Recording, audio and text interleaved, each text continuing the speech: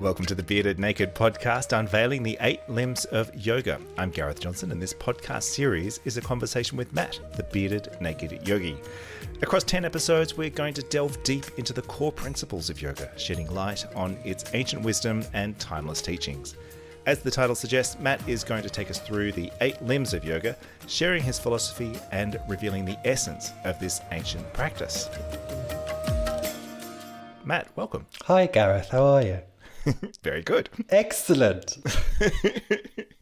Now, before we dive too deep into everything, maybe a good starting point would be if you could give us all a high-level overview of what the 8 limbs of yoga refers to and why you've chosen to make that the focus of this podcast series. So, within the context of yoga, the 8 limbs of yoga are recognized and acknowledged almost universally across the different traditions of yoga as the fundamental practices within the whole science of yoga, as it is referred to.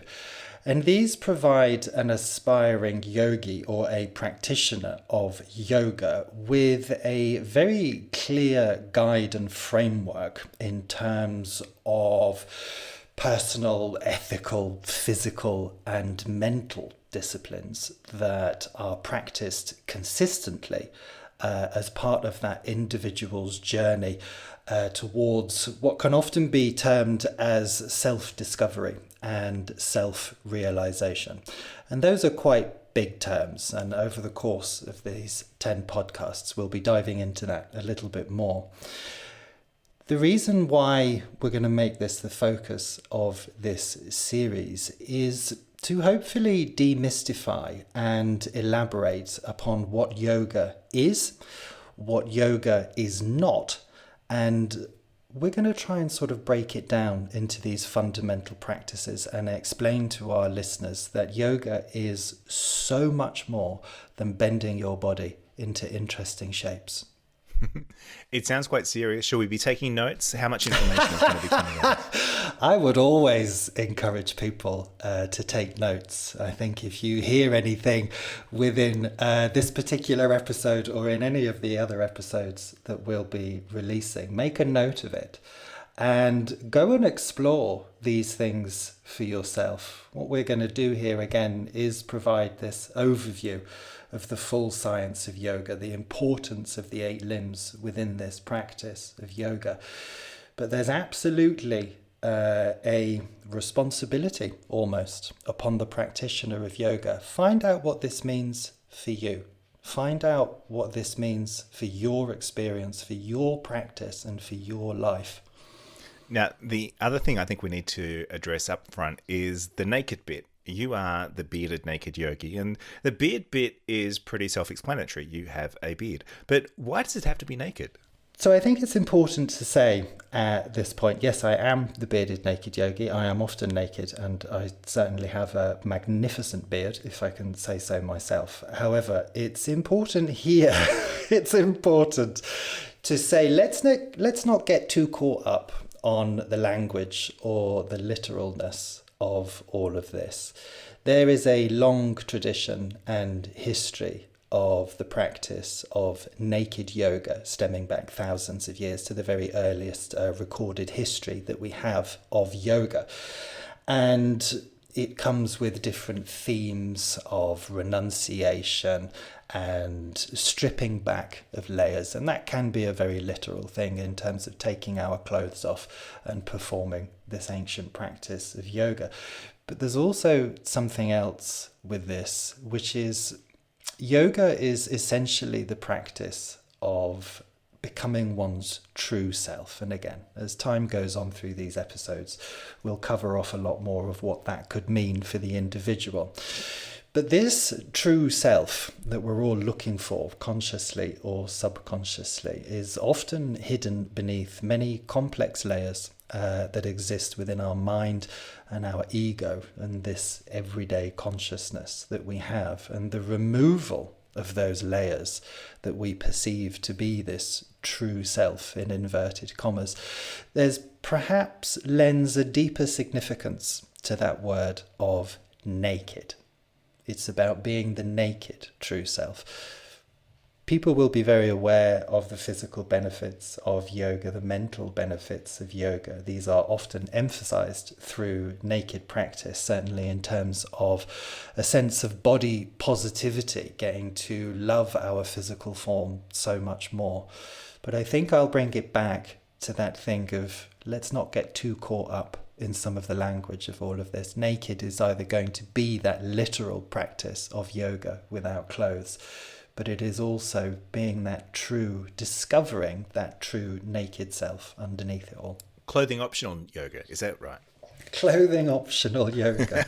This may sound heretical to some of our listeners, and I don't think people would be surprised. I do actually teach an awful amount of clothed classes as well.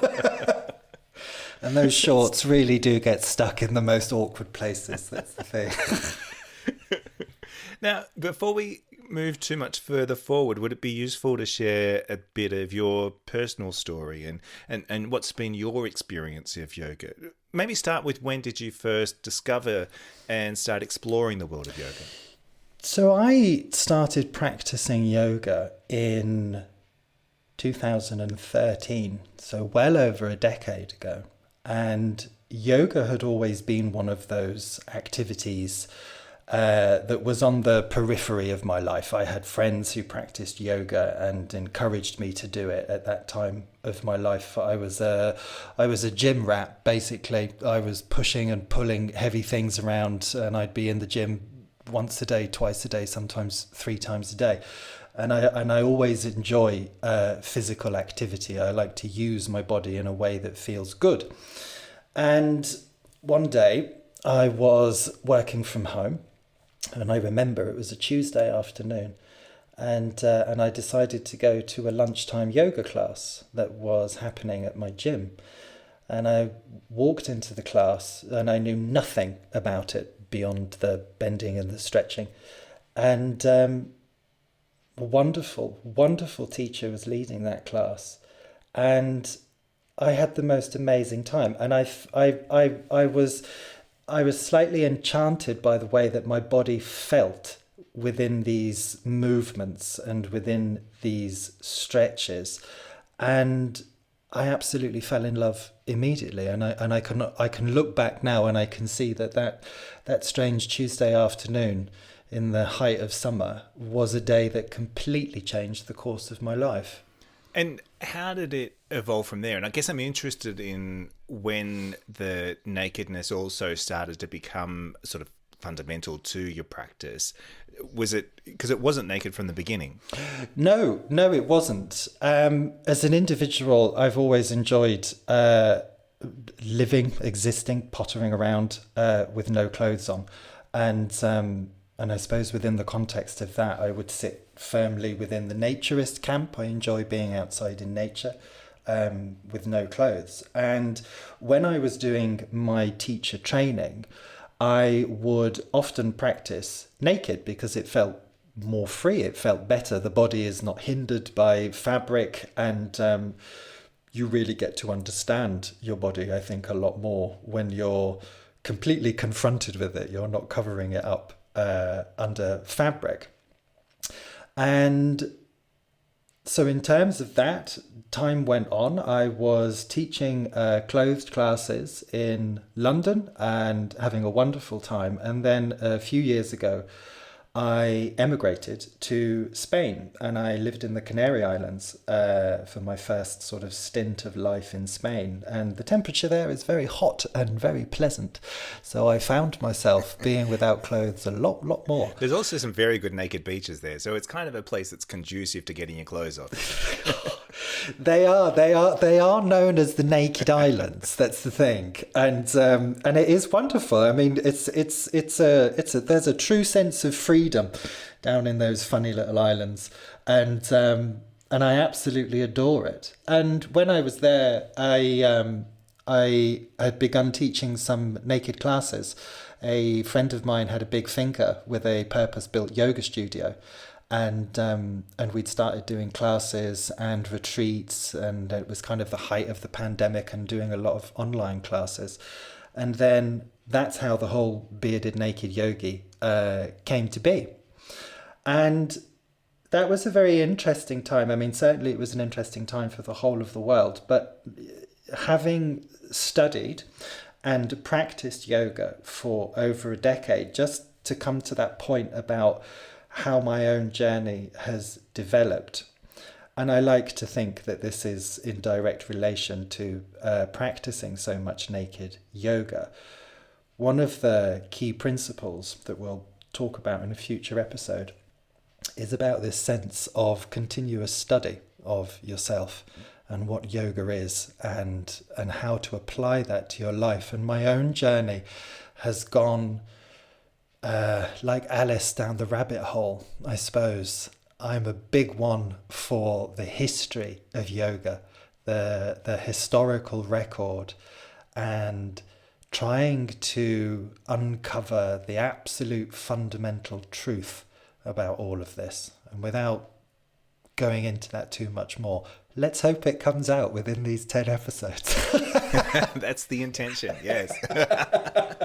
Now, you referenced that you've got a bit of an affinity to naturalism, and I guess there's two kind of schools of naturalism. There's the view of naturalism as being a very non-sexual space, about sort of that communing with nature side of things, and then also naturalism, or being naked with other people, can be a sexual energy. Where does your practice in terms of naked yoga fit within that spectrum? My practice and my teachings sit firmly within at the non-sexual end of that spectrum.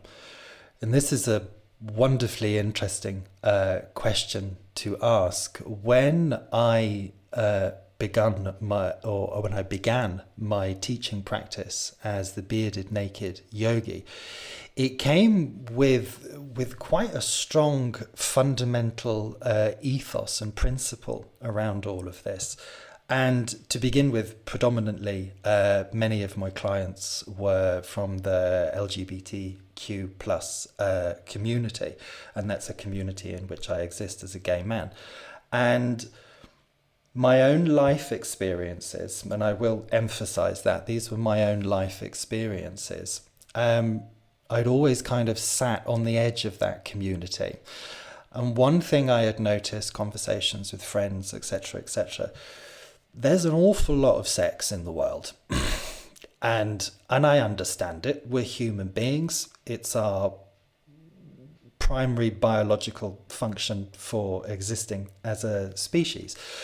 But what I wanted to create with all of this was a space and a community where all of that expectation and societal pressure, shall we say, is left to one side. My own experiences of life and my own perception of what I see around me is sex is absolutely everywhere. And I think sexual freedom and liberation and, people doing what they want to do is an absolutely wonderful thing.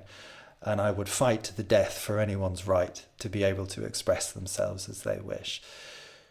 But I do think it comes with an enormous responsibility as well. And I think creating a space that is non-sexualized, I've seen it happen within my retreats. It's like a sigh of relief for a lot of guys that come along. You can audibly hear their bodies relaxing because there's no expectation of them. I've had a lot of people say, do you teach Tantra? Do you do this? And these sort of perceptions that my retreats are these hotbeds of orgiastic activity over a week or a few days. And sorry to disappoint you, dear listeners. I will cancel my booking. You'll cancel your booking. It's a non-refundable deposit. I think just bringing it back here, I think we live in a world and a culture that is hyper sexualized, and consciously or subconsciously that puts an enormous pressure and an expectation on people, relationships, friendships, and interactions between people. And I talk about that in its widest sense: men, men, women, women, wherever you sit on this glorious spectrum of life. Let's just take a breath out, shall we? Let's just have a sigh of relief from our lives. You know, we are sexual creatures, but that isn't all we are. Well, let's take a look ahead to the content that we're going to be exploring and sharing in this podcast series. And I guess my starting point is this a beginner's guide to yoga? I mean, how much do I need to know about yoga in order to be able to engage with the 8 limbs as you're going to present them in this series? Let's use the Yoga Sutras themselves, that great book from the sage Patanjali, where the 8 limbs of yoga originate from. And the very first line of these sutras, Artha Yoga Anushasanam, which translates from Sanskrit as the practice of yoga begins now. And that doesn't mean that the practice of yoga began when you first started practicing. The practice of yoga does not exist within the future. The practice of yoga is starting now. You and I here having this conversation, we are practicing yoga. It doesn't matter whether our dear listeners are complete beginners or novices to yoga, whether they are experienced yogis that know their way around a yoga mat. These conversations that we will have are a way to learn about and understand a little more these profound practices in a way that one would hope is clear and engages with a sense of lightheartedness around the practice. And that sense of lightheartedness can often be missing within the world of yoga. One does not need to know anything of yoga to be able to understand and engage with the 8 limbs. And in fact, too much knowledge and indeed too much seriousness about the practice is actually an enormous hindrance to the true practice of yoga. And as I'm fond of saying to my students and my friends, yoga is a very serious business, but don't take it too seriously. These conversations are a simple way for us all to come together, to learn something of the practice, and hopefully to learn something of ourselves in the process. And I want to also think about the logistics of this. We've structured the series as 10 episodes, and we've got a lot of material to cover. Is it essential for people to commit to listening to all 10 episodes? And do you need to listen to them in order? Can you drop in, drop out? Like, what's the approach that you should be taking? I was born under the astrological sign of Libra. Oh. Oh, that was an oh, like, you know. I like things to be sequential. Look, my advice would be, commit to listening to the whole of the 10 episodes, and perhaps in order to absorb and contemplate the information that we'll share effectively, a sense of listening to them sequentially would be best. However, this isn't vital. The wisdom that we're going to share and discuss here is offered freely, and perhaps our listeners will find the exact episode that they need when they need it. And when all of these episodes have been released, treat it like a deck of cards, shuffle them, and then hit play, and then see which one comes up for you. And that's the one that you need to listen to for today. See what happens. Now, I guess my final question is, what do you hope that people will take away from this podcast series? Is listening to this series going to help me with my downward dog? I would hope, very sincerely hope, that people would take away from this podcast series a broader understanding of exactly what yoga is, and perhaps more importantly, what yoga is not. Many people confuse yoga or join yoga within their mind with the religion of Hinduism that exists within the subcontinent of Asia. And that's not necessarily true. Yoga is a philosophy, and it is a tried and tested way of life that was codified thousands of years ago and hasn't really changed over that time. which for me says an awful lot about the validity and effectiveness of yoga. Yoga is not a doctrine. There's nothing to believe in. There's no dogma attached to any of this. It is simply a way of discovering yourself. I also hope that over the course of these conversations that some of the seemingly impenetrable nature of this science of yoga is lifted. It's easy to think one has to understand Sanskrit, one has to be able to perform a handstand, or one needs to meditate for hours and hours and hours a day in order to understand what yoga is and what yoga is not. And that's not necessarily true. Whether or not this podcast will help you with your downward facing dog, to be quite frank, it probably won't. However, it will enlighten you as to the importance of finding one's own downward facing dog. And we will discuss more of that within the third limb, which is known as asana. And we'll get to that one in due course. Well, that brings us to the end of this first episode of the Bearded Naked podcast, unveiling the 8 limbs of yoga. I'm Gareth Johnson. You can find me on Twitter at GTV London. If you want to get in touch with Matt or find out more about his online courses and retreats, head over to his website, thebeardednakedyogi.com. Thank you very much for listening, and we hope sincerely that you will join us for the next episode. And as we say within the science of yoga, Om Namaha and Namaste, my friends. Thank you very, very much.